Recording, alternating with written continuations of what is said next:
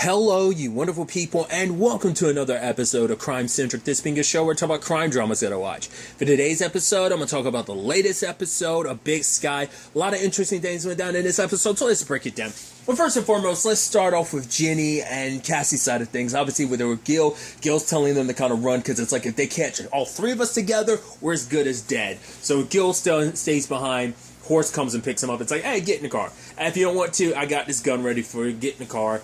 Obviously, Gil's trying to lie his ass off about, like, why he's there, but it's like, no, like, come on. So, it's a situation of about, everything that's going down, all that's happened on this land and stuff like that. Once again, Horse being like, oh, it's my land, I can do whatever I want to with it. So when the time comes, he eventually also brings up the whole, like, yeah, it wasn't Blake who actually did. He's like, what? Yeah, it was actually JW and Rand. They wanted to get Blake out of the way so that they could be the ones to take over Rand. He's like, what? No way. It's like, because that's the sad thing. Despite all this, like, honestly, Blake is actually the only decent person amongst his two. Second is Cheyenne. Maybe their mom. Their mom is kind of in a weird spot we'll get to later. Cheyenne's also in that weird spot, too, because she's kind of got that family blood running through her veins in that sense of, like, she can be just as wild and crazy as they are. So, but yeah, like, now he knows, like, oh, well, he doesn't want to believe, because it's, oh, that's crazy, like, why would they do that? But it's like, you fostered this, like, very, like, oh, do whatever it takes mentality in your kids, and the fact is they're willing to do something like that to kind of, like, get what they want. Like, I guess he's like, it's my authority's law, so, like, Blake getting the place should have been that. It should have been the end of everything. But maybe it's also because he feels his regrets, because he turned on Blake, and remember, he dumped that dirt, and this is all you'll ever see of the ranch and stuff like that, even though Blake didn't do anything, So maybe there's an aspect of that too. But Jenny gets caught by JW. Cassie ends up shooting Rand, but still gets hit by the car. Luckily, Rosie came and found her. Was like, "Yo, are you okay?" And it's like, luckily she's alive. They go find Rand's truck. He's not there. They eventually track him down and find him in his house. Rosie wants to put him down, but Cassie doesn't want her to do that. Like, he's already done. Don't do this. Like, what he did to, like, it's not going to make you feel any better pulling that trigger. Trust me. I guess she's specifically referencing, like, the Rick thing. Despite all the crap that Rick done, all knowing, like, oh, he's responsible for Cody and everything. Well, no, because they hadn't. Did they know? I don't think they knew that Cody was dead at that point in time, but, like, knew he was responsible for the kidnappings and stuff like that. But it's like, he's a bad guy and I put him down. Like, she still had her regrets in a certain regard about doing it. Like, pulling that trigger on him kind of haunted her. But to be fair, like, I think other contributing factors played a part in that. But I'm assuming that's what she was kind of referencing. So Rosie doesn't.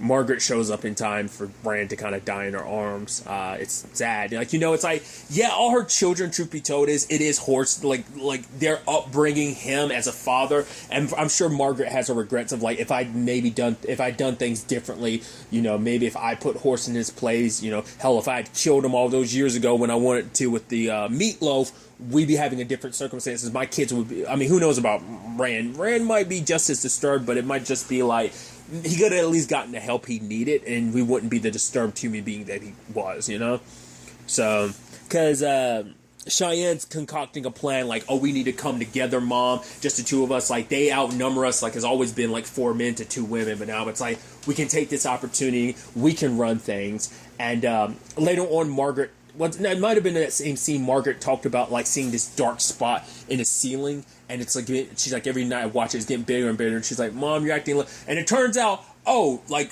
I thought, like, she was saying, like, oh, this dark spot was like it was a dark spot, and she was saying that it was both a literal and figurative metaphor for the family of, like, yeah, this cancer that was going to swallow it whole. Turns out she's the only one that can see it, so it's like, oh, so, because it's also, because later on, Horse is like, oh, you need to stop taking pictures. She's like, I'm not taking them. It's like, is it because she's not taking them that she's seeing that?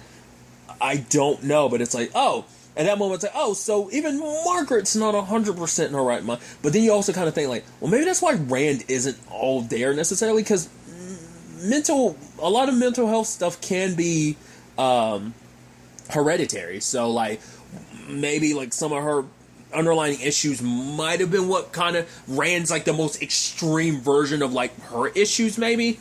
I don't know. I might be like reading too much into it, but like some of that stuff can be hereditary. So I don't know.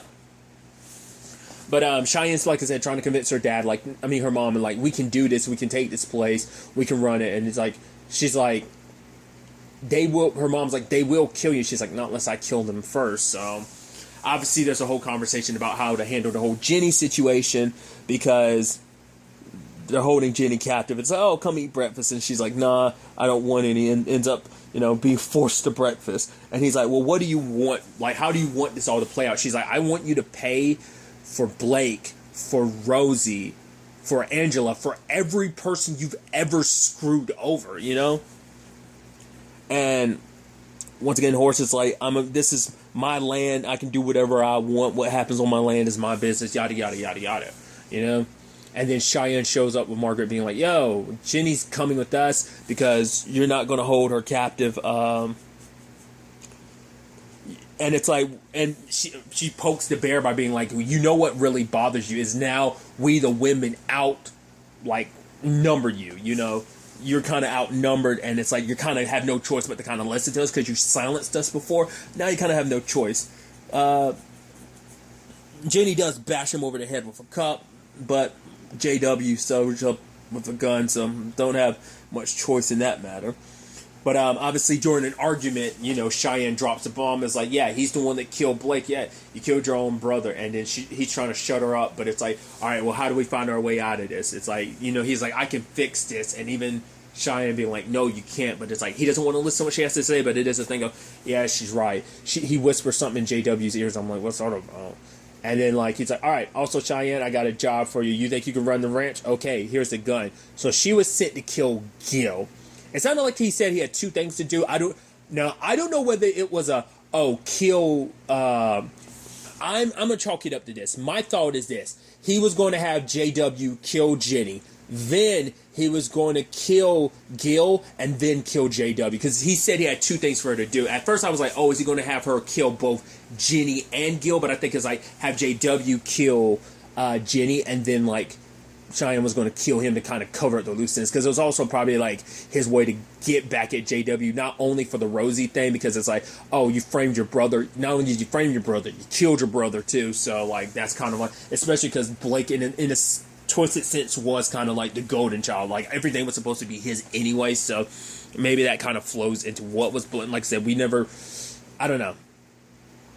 But Cheyenne tries to shoot Gil, but she doesn't. I mean, it's sad that we even got to the point that you were willing to pull the trigger. That speaks volumes. I think that's kind of the sucky thing about it. It's like, whether or not you want to, because Gil was trying to say, you're nothing like your siblings. And he's like, no, you're nothing like this family. She's like, yes, I am. It's like, the sad thing is, she is. She's too much like this family, because the fact is, she might not have pulled the trigger, but she was in a position where she was kind of willing to pull the trigger just to get what she wants. Because for her, it's like, she has nothing left. This is all she has.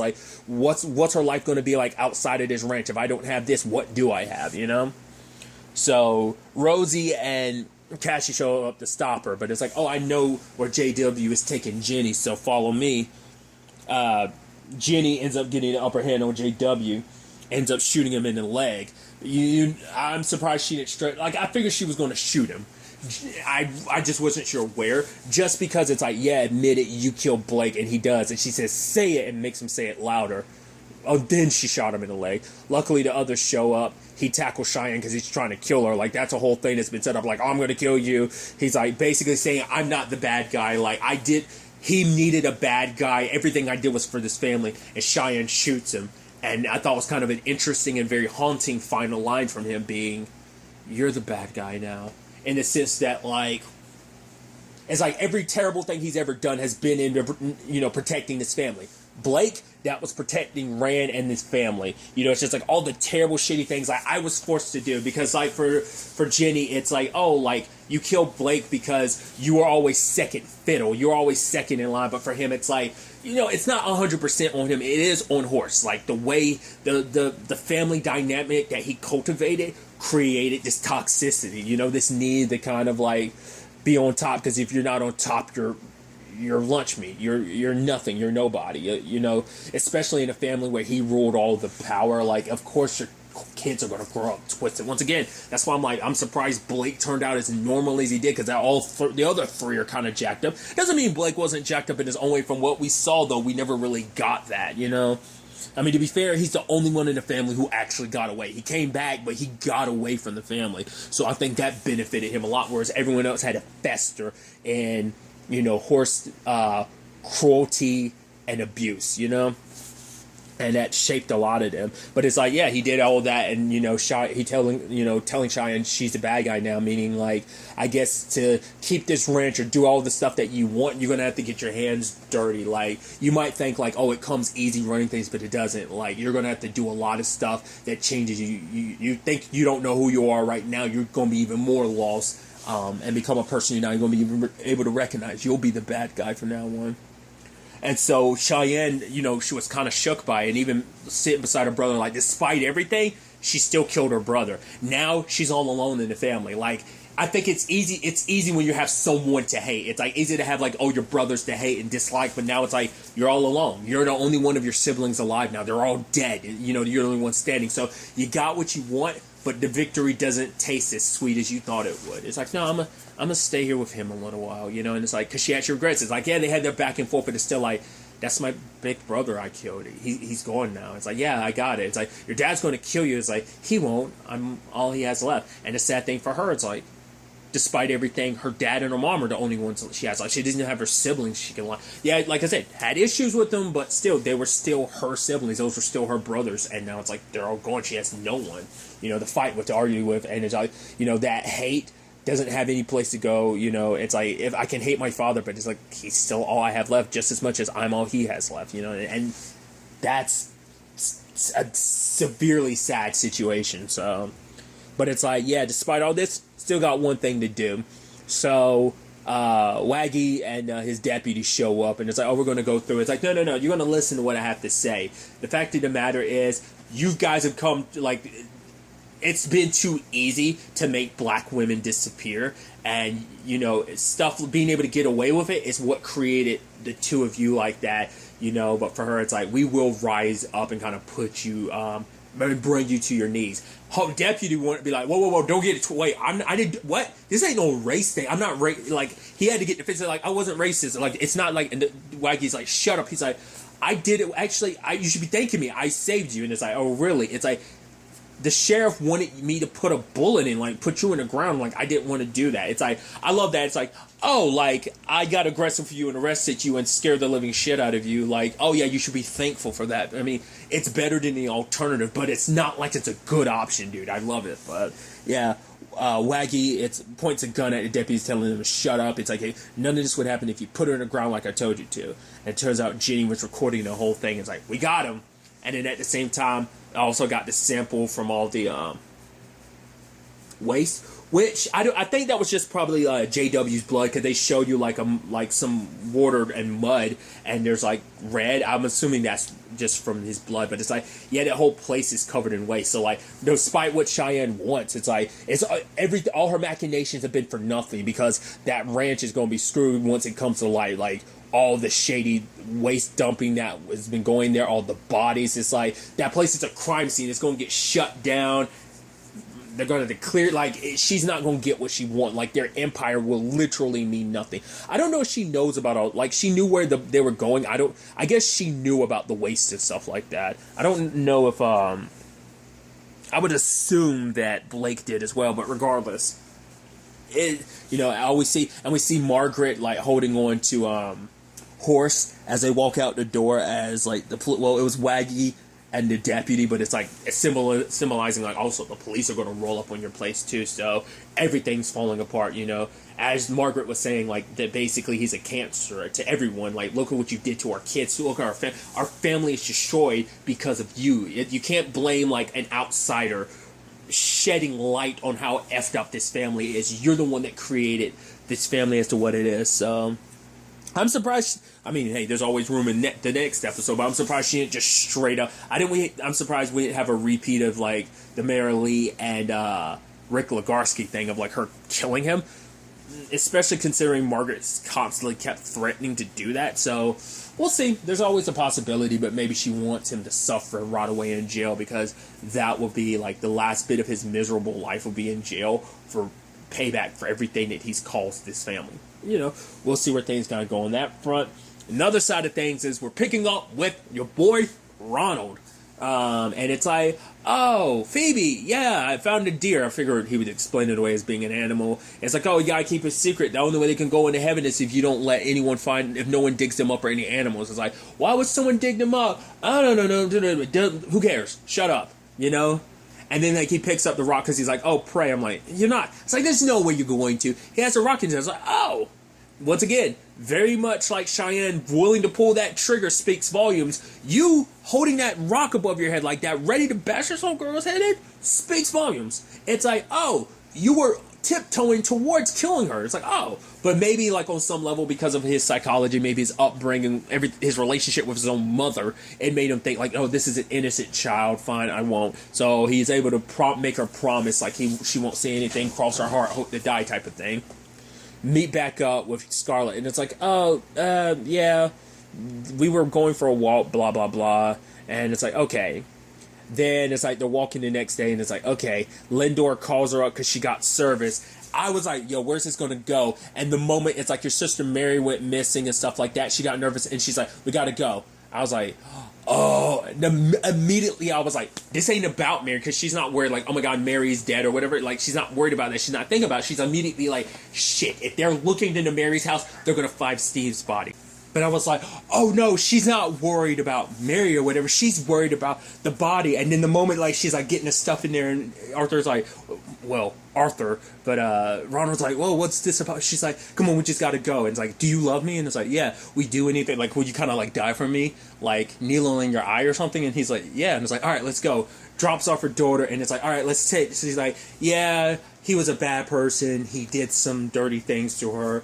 She was like, I was young and I was going to leave, but then I had Phoebe, so I stayed. Obviously, regret. And then it's like, but I took care of it. And he's like, how'd you take care of it? I stabbed him with a ice pick or something. And she's like, and she laughs afterwards. I was like, yo, like I said, we saw little moments of that mask cracking, and we see it even more in this episode. I was like, yo, she's a little batshit crazy, dude. I mean, and then she said a line that I wasn't sure how to interpret. She said, Mary, well, then I made up a story, but Mary's been holding it over my head the entire time. Mary isn't who you think she is. You think just because she's like this successful business, like telemarketer or whatever, but no, you kind of don't really know who people really are or something like that. I didn't know. I initially interpreted it as like what's my initial thought was what I had thought before. I was like, wait, there's no way Mary had a body in her freezer for like 8 years and not know anything. So either like she made up a story as in like, oh, I said like, I pretended like something happened that didn't, so it made it seem like more self-defense rather than straight up murder. Or she's like, oh, like I made some excuse about where Steve has been, but maybe that's what it's been. Like, I don't know. And she said like she's been holding the Steve thing above my head. So I don't know whether she's like, oh, my sister's not as good as you think, because she knew about the murder and she like help me dispose of the body. Because like I said, how do you hide a body in a freezer for like 8 years and no one knows? I guess it's a freezer nobody used, no one's going to go looking, I guess. I don't know. Maybe it's kind of like I don't know. She's kind of had her own issues anyway because of all the dolls. They talk about that later on.